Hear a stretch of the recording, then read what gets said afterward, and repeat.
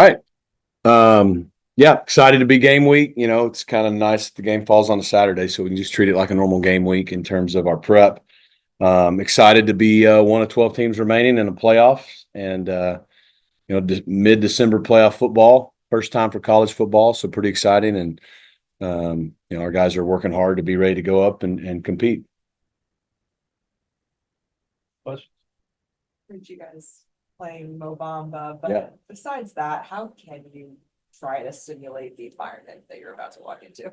Yeah, I mean, we'll do the best we can. We went indoor and cranked up the noise for half of practice for the offense, and you do the best you can. Fortunately, we've not been in this environment, and so we've had some good environments. I mean, even the championship game a week ago is helpful, but there's really nothing you can do to prepare for it. You just got to get there. You've got to adjust to it and go compete. And so we're doing all the normal things you do to try to prepare. But obviously, it's a huge home field advantage, and that's why they earn the right to be at home. Coach, we've made a lot of. Today is obviously a beautiful day. To do anything. But we've made a huge deal out of the weather that's expected up in State College on Saturday. Anything you can do to try to prepare kids. And I know Charlotte was kind of chilly, but is there anything you can do for that one? Yeah, I'm disappointed. We had a really nice day today. Leading up to the game in Charlotte, we had cold days, which we go in the morning, so we were able to practice in 30s and 40s, and I think that helped us. I don't think weather was an issue in Charlotte when it was around 35, 37 when the game ended, and I think our guys handled it great. This is going to be different. It'll probably be 25. Or somewhat around there, and I don't really know. So no, I mean, here's the deal. They're playing in the same weather we are. I mean, they got to play in it just like we do. And I don't think they played a game on December 21st at home before either. So I don't think the weather's a big deal. Both teams are playing in the same conditions, whether there's snow or not snow, whether it's really cold or just kind of cold. And it is what it is, and like we told our guys, I mean, these guys, and I know our guys do, and I know their guys do, aspire to play in the NFL. They aspire to play championship playoff football, right, which we're getting to do right now. Well, this January, guess what? The playoffs are going to go through Arrowhead in Kansas City, and they're going to go through Buffalo, and they're going to go through Lambeau, just like they do most years. And you're either on one of those teams if you're in the playoffs, or you're playing one of those teams, and the best in the world do it. And, I know the Chiefs last year had that game that was like 10 degrees or whatever. And Rashee Rice, who had played here, didn't like cold weather. You know what he did? He went out and played really well. And so our guys have to do that. The weather is only going to be an issue if we allow it to be an issue. So we know it's going to be really cold. It's going to be really cold for them as well. So it's our 11 versus their 11, and that's going to decide the game. Rhett, Kevin, obviously, local kid, and you got Klopp, their quarterback has been there from day one with them. It's the only first round matchup where both quarterbacks are, at the same school that they started with. How special was that in this day and age of so many transfers and guys moving around? And how talk about Kevin? I didn't know that's a good stat though. So we're the only two teams that if the quarterback went to that school and has stayed at that school. Okay. Obviously we're excited, from Kevin to be a Dallas high school player that came here and has been here for the duration. And that's really special. I think that's cool. We had a couple years where we had great transfer quarterbacks, and now we've gone on a streak of a couple of years where we're playing with the high school players we've recruited, and that's neat. Drew Aller, I remember when he came out, he's a big, strong NFL arm kid that has played really well for them, and so it's not the norm anymore. To your point, if 2 of the 12 is all there is, I don't want to correct you. I think Cade Klubnik came out of high school, this right? is the only matchup. Oh, okay, the only matchup. Yeah. Got you. Yeah. So 6-6. It's neat. I think what's really cool, and I know it's not to your question, is the two teams from the ACC that made it into the playoffs are playing with Texas high school quarterbacks. And I think that just shows the coaching in the state of Texas and what the Texas high school coaches do. That's why we take a backseat to no one with our high school coaching in this state. And then, us and Texas are in the playoffs. So 2 football teams from the state of Texas made the playoffs in the first year. I think all that's really cool. And it just shows you why high school football is the best in our state. You're heading into game number 14, and there's potential there could be even more. What's the conversation like before the season on how to approach the year physically when there is that possibility of this many games when most players wouldn't play? Yeah, I mean, it's your bodies are all beat up. All teams and staffs are pretty much on empty right now, but I mean, if you're one of the 12 teams that's in the playoff, you get a boost of adrenaline that will carry you. You know, I mean, I know I can speak for our team, and I'm sure Penn State and the other 10 teams feel the same way. Just you're in the playoffs, and it's no different than the NFL teams get to do it, and they play 17, 18 weeks, and then if they make the playoffs, they find a way, right? I think we did a good job getting our guys through the season. You know, we had talked a lot about how we're going to play 10 Power 4 games, never done that. We ended up playing 11 because we got the bonus game. And, you know, our guys went, 9-2 in that window. So they did really well physically. And I think the way we were able to handle the off weeks, but also, you know, when we had maybe the second, third, fourth game in a row, we would take some things off in practice, much like they do in the NFL from the physicality standpoint, and try to get them the game fresh. So I think Coach Grizz does a great job in strength and conditioning. I think our guys and our staff has handled it well. We didn't employ anything different preparing to be in the playoff because, one, you don't know if that's going to happen, and two, when you get here, I think the reality of that you're in the playoff kind of takes care of that for you. Coach, this is a general college football question. We're seeing kids now in the portal. The timing of the portal is so awkward. We're seeing kids now who are on playoff teams putting their name in the portal and maybe not even participate. Is there any way around that? Yeah. Really, if you could set it up, how could you do that too? Not this way. I mean, it's terrible. I feel so awful for our kids and kids around the country. You know, we talk about making a system that is all great for them, but we haven't. I mean, that's part of your job as adults is to do what's best for young people, not what they want necessarily. And they don't want this. Yes, they want the ability to transfer and go where they want to go if they don't like their situation. Yes, they want the ability to make money on their name, image, and likeness. Neither one of those are bad things. There's no other sport at all that has free agency in the season. It's sad. It's terrible. You hear the story about their backup quarterback saying, "I don't have a choice." That's wrong. That's unacceptable. That's not okay. He shouldn't have to make that decision. Preston here is doing the same thing. Now he has chosen to stay with us and we're working with him, but it's still a juggling act for him. Oh, and let's not forget they're in finals right now. So yeah, the real easy thing is you don't have a transfer portal in December. That's the real easy answer. And it solves all the problems. Like, why in the world would we put kids in a position where they got to decide, do I transfer or play in the playoff? Do I transfer or play in my bowl game? You know, and it scholastically doesn't make sense either because your years end in May, not in December. And so we gotta look long and hard at the schedule. Coaches have been saying this for the last 3 or 4 years with all these changes. And what happens is we just make all these random changes because we don't want to get sued or we don't want to do this or we don't want to do that. And we don't think about the long-term effects it has on the young people that we're supposed to be serving. So I hate it. I hate it for our players. I told them that Monday, I hate it that you get a chance to play in the college football playoff, yet you are either forced to decide, do I go in the portal or not? Or let's call it like it is. People are bombarding our roster, trying to pick people off our roster, and we're trying to focus on the playoff. Oh, and they got finals. Oh, and it just goes on and on and on. So yeah, it's real easy. Don't have a transfer portal in December. Yeah, go to the spring. Go to the spring. The start of the scholastic year around January 10th, 15th, is that not the problem? Well, ours is January 21st. Everyone's different. But the start of the scholastic year is in August, okay, and the end is in May. It's not December and January. So ideally, where would you put it? Well, I'm not going to get into that. I'm worried about the playoff, but I wouldn't put it where it is. And we need one portal window, and we need to look long and hard at what's best overall for the young people that it affects and that it's supposed to benefit. Because right now there's too many issues that don't give them the true benefit they deserve. So I would say sometime in the spring is best. And then we probably need to look at going into an NFL model and spring ball. Like, how about we have OTAs after the portal closes like they do after the draft? But long and short of it, the easy answer is don't have free agency, don't have a portal window, and put kids in the position that they have to either make those decisions or be incredibly distracted by the environment. Mentioned the roster being bombarded and things like that. On the flip side, you know, Kevin makes an announcement that he's locked in. One, how important is that? What does that kind of, you know, mean in the grand scheme of things, and for him to be able to say, all right, yeah. Yeah, I mean, it's really important to us and to him to have, you know, someone who's already, I see, preseason Heisman watch list and all that stuff for next year, and we're not even done with this year. But it's big for our program. It's big for the continuity and consistency here. I think it's big for him. He wanted to be here. There was never a doubt about that.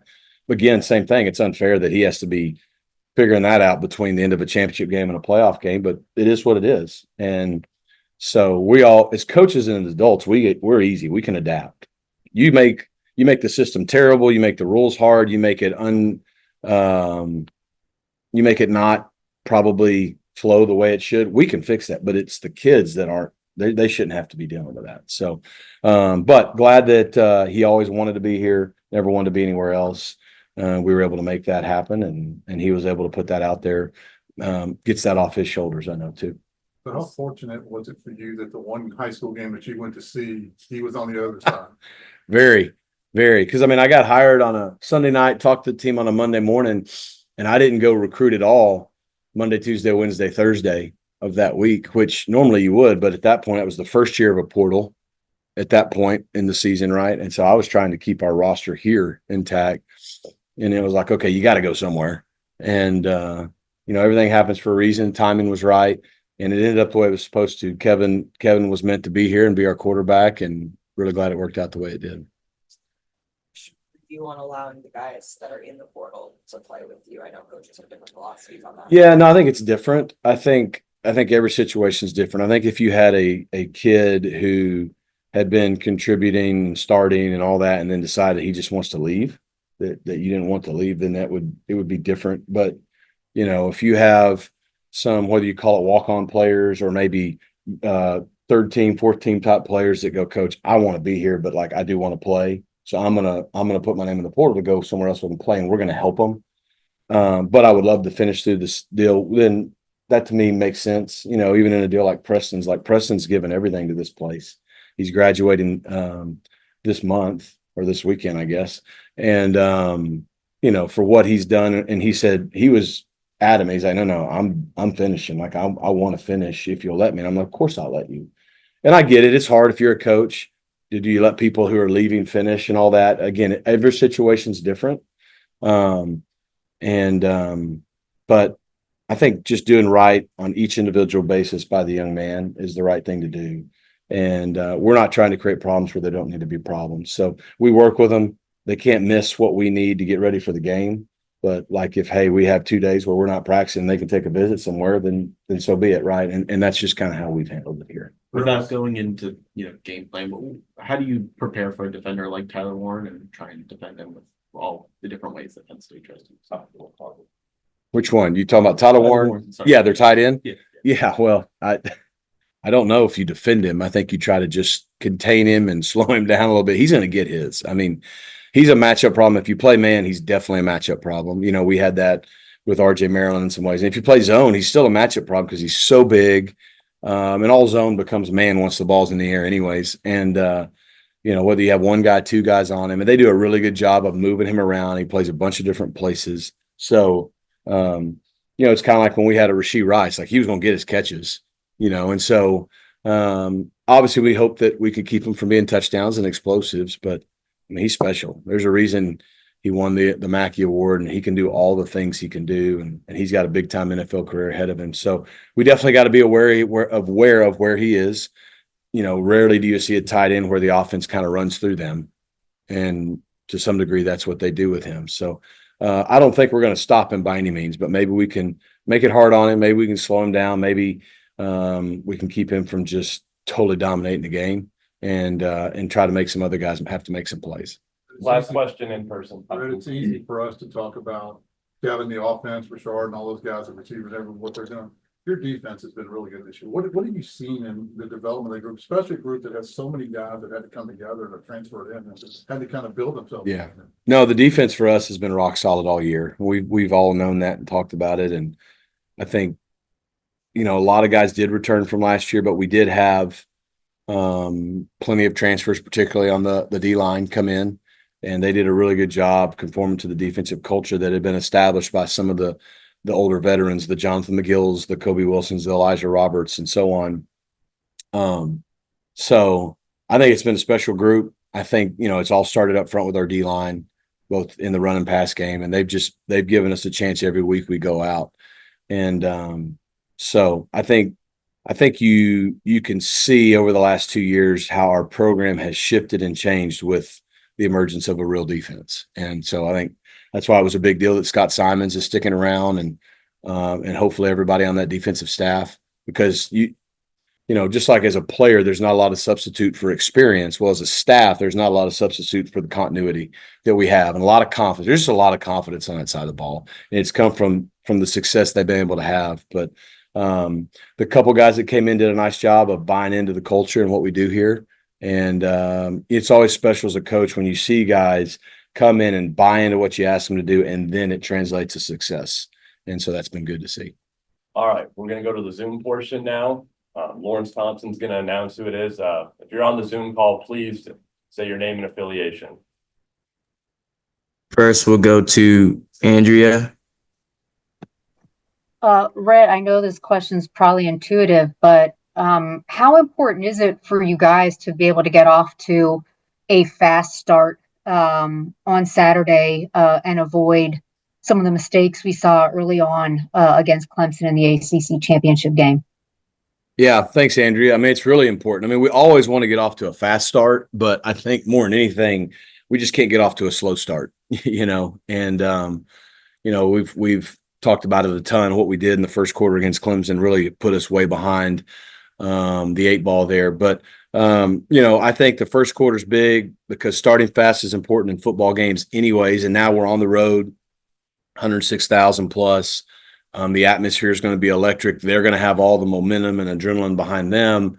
And so it's going to be important to, yes, we'd love to start fast, but also just hang in there and kind of get through that initial surge once the game starts and be, in a good competitive game to where then we can settle down. And then it truly is just 11 on 11 and we can go play football and see how we stack up. So I think it is important for sure.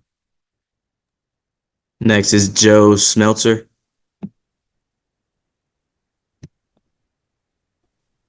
Hey, Coach. Thanks for the time. So you talked about Tyler Warren and how he's a difference maker on Penn State's offense. Abdul Carter on the defensive side is also an impact player. What has stuck out to you about number 11 watching him on film? And how do you prepare for a guy that has not only turned into an elite defensive end, but can also make an impact on other areas of the field, much like Warren can offensively?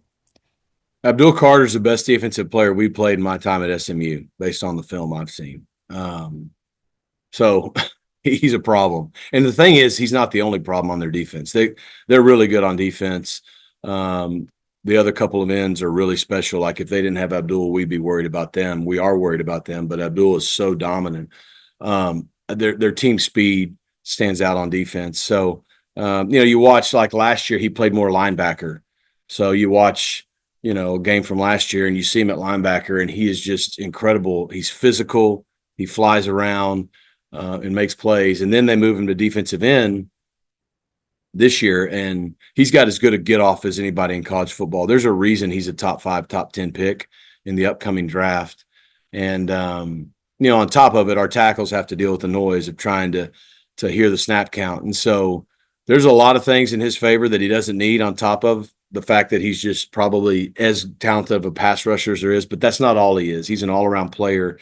And what really stands out to me is how his motor, he plays the game the right way. You got a lot of respect for how hard he plays. He'll chase down plays from the backside. So, just like we got issues with Tyler Warren and a lot of other guys on their offense, we've got our work cut out for us on their defensive front and really their overall team speed on defense. Next, we'll go Kevin Lundquist. Rhett, I wanted to ask you a little bit about the emergence of Matthew Hibner. In this time that he's been on the field, pretty much after Stanford, what have you seen from him that's validated what you all thought of him when you brought him here from Michigan? And perhaps what has stood out that's gone beyond what you all were expecting from him, from this sample size? Yeah, I mean, we thought he was this kind of a player. I thought Coach Woods did a good job identifying it and, identifying him as a good fit. And then fortunately for us, he chose us and came here. And we always felt like he was an all-around every down player, and that he could really help us in the run game where we needed a boost, but also could still make plays. And, probably the first 4 or 5 games of the year, we were trying to figure out who we were offensively, obviously the quarterback situation, but even there, and RJ was playing a little more tight end like he had done and traditional tight end per se. And, Matt was also getting, acclimated to us and who we are and what we do on offense. And so, but we always kind of envisioned those guys on the field together in a perfect world. And really that's what we had started doing around the Florida State game, around the Louisville game, around the Stanford game when he got hurt. When RJ got hurt, is that Matt was playing the more traditional tight end and RJ was playing more the flex tight end, and that allowed us to have both of them on the field, which gives you a lot of versatility. And they have different skill sets. But when RJ went down, we had already kind of transitioned Matt to that role. It just changed. Maybe then, obviously, we didn't have them both to be on the field at the same time, so it maybe limited some of the stuff we could do in personnel packages. But Matt started playing that way. Once we started making that transition, even shortly before RJ got hurt. And I think he's just shown he's a very reliable pass catcher. He can run. He made a great back shoulder touchdown catch the other day in the championship game on the seam ball. And he's obviously still very effective in the run game. So Matt's just a great all-around player. And, we're excited about him coming back next year because I think he'll continue to build on what he's done this year and show that he's an all-around threat as a tight end that I think is going to play at the next level. Next, we'll go Devin Jackson.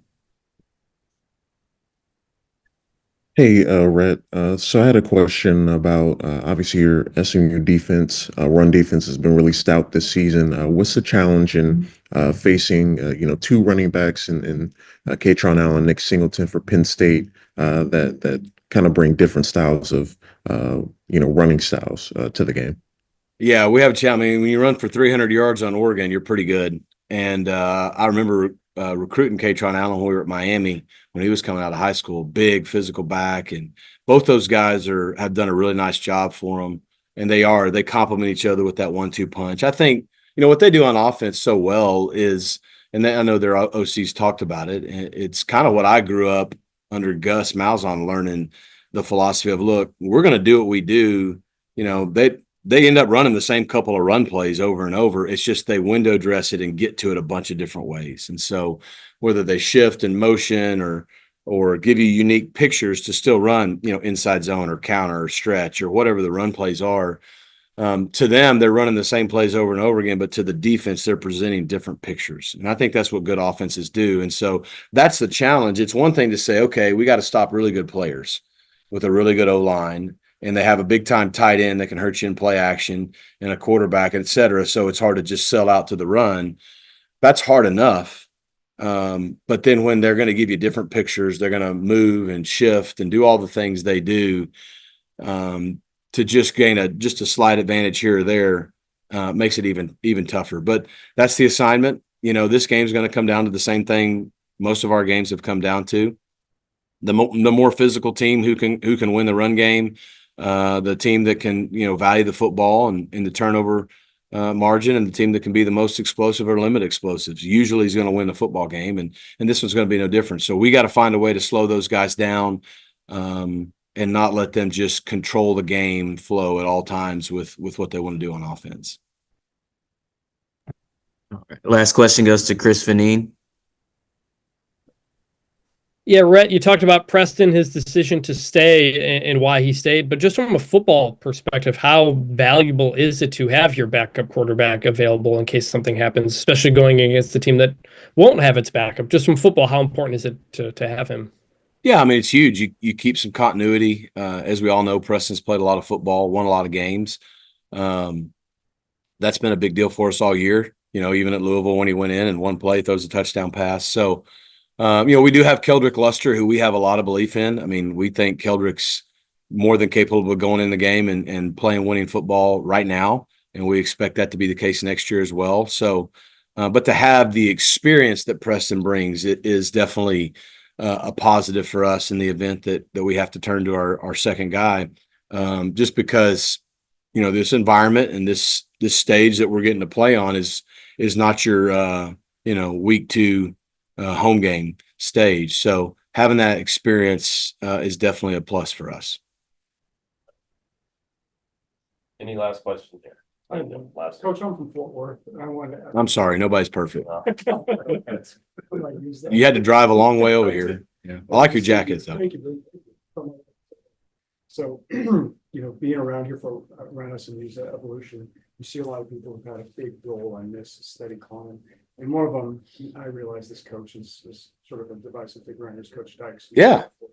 Can you speak to what that time period meant to the evolution and progression of this program? Because Yeah. you were here for it. Yeah, I don't think it's divisive at all. I think Sonny Dykes deserves a lot of credit for the part he played in our program getting to where it is. I said this over the last couple of years at different times, different ways, probably that, you know, I'm just blessed to be the coach at this time, but I'm benefiting in our program now, and our staff is benefiting from a couple decades of hard work. I mean, you look, you know, whether you're talking about Forrest Gregg right when we brought the program back, but more recently, like June Jones, I think came in here and for the first time started winning, and, you know, had some winning seasons, had some fun offenses, had some NFL players, you know, the Emmanuel Sanders, the Cole Beasleys, those kind of guys. And then, Kelvin Beecham's. And then on top of that, went and won a bowl game. And so, you know, he took our program to a step kind of that we hadn't been to in a while in the process.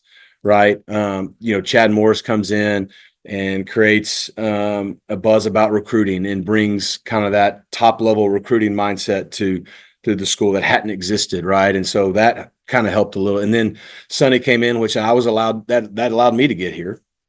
And I'm grateful that he hired me. And, you know, in our second year, we won 10 games. That was another thing we hadn't done since before the death penalty. And then, I think that's also when we started embracing the city of Dallas and the Triple D and all the things and that we wanted to do, and realized that's when the portal became a thing. And so, okay, well, if we're not in a power conference, how can we get power conference level players here to compete at the level we want to? And so I think it all just has added up. I've said it before, it's like a pickle jar effect. They all were trying to get the lid off and they never got it off. But by the time we got here, we were able to pop the lid off because a lot of work had been done by so many before. So, and that's just speaking from a football and coaching standpoint, not to mention all the greats and alumni, from the Paul Lloyds to the Bill Armstrongs to David Miller to obviously Gerald Turner's been kind of a consistent piece of that the whole time. So, I think he played a great role. It was part of our story and our journey over the last couple of decades to get us back to this stage where we felt like our program belonged, be on the national stage and be in the college football playoff, be a nationally ranked top 10 team. And there's 12 teams out of 134 or whatever we got that get to compete for a national title, and we're one of them. And so grateful for all the guys that came before and the work that they put in to help us. And I should say this, all the players that came before. So many players that endured not winning seasons to get our program back to here. This is for them too. All right. Yep. Thanks, everybody.